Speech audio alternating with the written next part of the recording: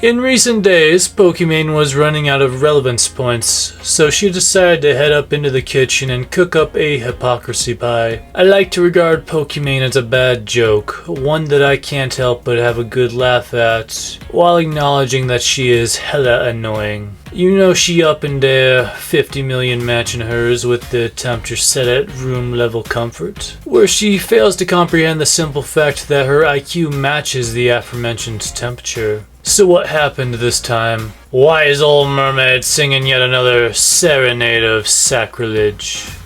Well, sacrilege in the eyes of her simps anyways. Like I told you already, a hypocrisy pie. And this one holds the scent of Amber Heard. Perhaps the most infamous example of a woman crying wolf in court. You cannot convince me that this person is actually a Pokimane simp. I will live the entirety of my life fully believing that this was a troll baiting her into catering to a bad take in a bid to get approval. By all accounts, if Pokimane was able to think about anything in an authentic light, and not just what might get the most clicks, then she'd have realized that she just retroactively backtracked on what was actually a sensible take. Amber Heard is an abusive and two-faced psychopath. In 2009, it was alleged that she assaulted her ex-girlfriend. No charges were pressed, and Tasia Van Reed denounced these accusations, but that only sets a bad precedent. The fact that rumors like those could even circulate once you get into the Johnny Depp issues of which she faked evidence and tried to ruin the man's life. When he didn't take the bait, she went on the most vile offensive imaginable, accusing him of SA and domestic abuse. She was a vile, deceptive creep who liked to shit in beds. Of all the people you could have made fun of, Amber Heard was some of the most low-hanging fruit you could have ever snagged with so little difficulty. So why would you apologize to that quack? If making fun of bad people is the best way to fight evil in a non-legal context. Now, did Pokimane ever have any strong feelings about Amber Heard when she made fun of her? Of course not. She is a shell of a human being. She's like a rip-off Barbie doll that can no longer be sold to the public because the electronics that animate her were faulty and had a tendency to catch fire, but said doll was always sentient somehow. So the fire melted her brain and turned her into the shallow, out-of-touch lobotomite that we all know and don't necessarily love. Take a look at this tweet. Believe victims. Now, if you are a nuanced thinker, you are like me. You understand the nature of society. In one corner, there is a blotch of pure white in this world that represents unadulterated innocence. A concept well and truly devoid of imperfection. But there is also yin to that yang. An abyss of which there is no light, a crevice of everlasting darkness that corrupts everything that falls into it. But neither of these moral absolutes truly hold much weight in the grand scheme of things, for they are merely a 10% that create everything else that results in the majority of our world being viewed in a gray visage. Something in which good and evil balance each other out and create mediocrity. If you share this view of morality, then you understand that there is seldom ever value in an absolutist ideology. So why should you believe victims unconditionally? Why shouldn't you seek out the context so that you can understand if you're looking at a frivolous lawsuit or a false accusation that could alter the course of an innocent person's life in the worst way possible? Or is it a genuine crime, perhaps something so horrendous that forgiveness is out of the question? No, just believe the victim, always and without exception. But you heard it here. Pokimane is the queen of the plane of reality, a governor whose words hold crushing weight that cannot be ignored or defied. So let's listen to the victims, and remember, Pokimane said you have to believe them, so don't you even dare dream of defying your queen. Pokimane stole my bank account and has been using it for her own gain. Pokimane kicked my dog. Pokimane struggle snuggled me. Pokimane tried to struggle snuggle me at the Atlanta airport in 2019. Pokimane struggle snuggled me. Every day I wake up and relive when she whispered in my ear, "Nobody will believe you."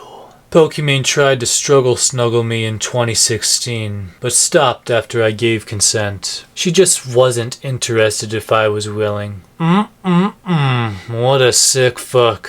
But we have to take these claims seriously because Pokimane said so. And this last one was apparently the straw that broke the camel's back, as it was the only one she tried to hide. Personally, I'd be more bothered by the other jokes if I were her, but I guess Imani has a soft spot for salamanders. I am demanding the immediate arrest of Pokimane for struggle snuggling half of Twitter. Now I have to share my own traumatic meeting with Pokimane from 2016. Back when I was a younger man, a more naive man, a man whose innocence was still intact. I liked to travel. Nowadays, not so much. I'm scared to leave America because so many foreign countries are rife with danger. But back when there was pleasure to be taken in seeing the world, I went to London. Sadly, there was a black market supply ring operating all throughout town with brutal efficiency. I was advised not to challenge the curfew as that was when these slime balls were most active.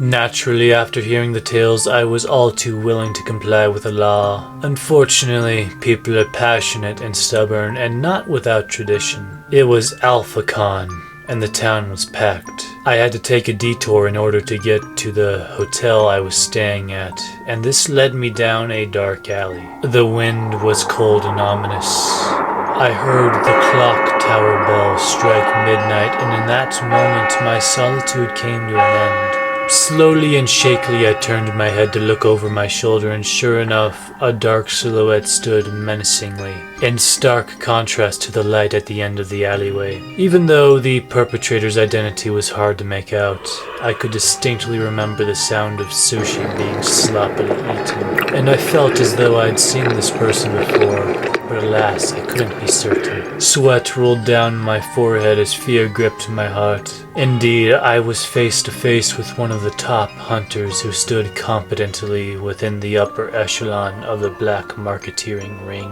My body immediately locked into fight or flight mode, but on account of my familiarity with the infamy of this strange figure, I knew fighting was well and far from an option. I averted my eyes from the figure and shifted my intentions towards making a mad dash in favor of safety. But before I could even lift my leg to enact this response, I was met with the shadowy figure in my former blind spot. I buckled in place while immediately stepping back.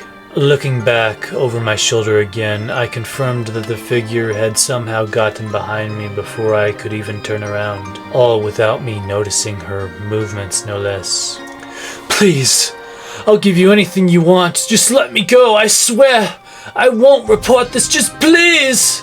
But even as I begged, I watched this woman pull out a knife as my heart dropped into my stomach. Sadly, no one came to my rescue, and my vision blurred as my consciousness faded.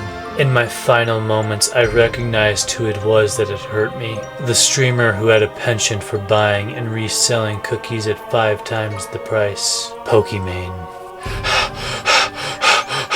I'm alive! I woke up only to be overwhelmed by a bright light. It took a solid 3 minutes for me to regain my bearings, but I finally understood where I was. Pokimane had left me in a tub of ice with a wound in my stomach. I could practically feel my kidney missing, but it was even more painful than I expected. My belly was bloated as well. Somehow, Pokimane had also gotten me pregnant with her child. Worst of all, she had somehow managed to mutate her DNA to be an identical match to my sister. Keep in mind, I still had the body of a male, so the delivery was akin to that of a female hyena. I still don't know how I survived the horrendous birth-giving process, but thanks in full part to the incompatible genetics, I ended up with a 3-armed child, whose 3rd arm was growing out of his hip as well as being broken and mangled in an irreversible manner. The child was also born with 18 chromosomes. For legal reasons, this whole story was a joke. But yeah, Twitter really clowned on her for the believe victims take. It was so hard to find a joke response that didn't involve the essay jokes, or essay jokes with extra steps. In times like these, I'm reminded of her Kendrick Lamar take. where she alludes to this idea that she is some open-minded intellectual and SJW for the black community, which was pissed off at her only years prior when she was all for using the N-word on stream, or how she speaks of her alleged contempt for the rich while also being a millionaire. It's sentiments like these that reveal the shallowness in her and just how little she actually believes anything she speaks about. Every post I read from her feels completely and utterly manufactured. But yeah, that's about it. I'll catch you later.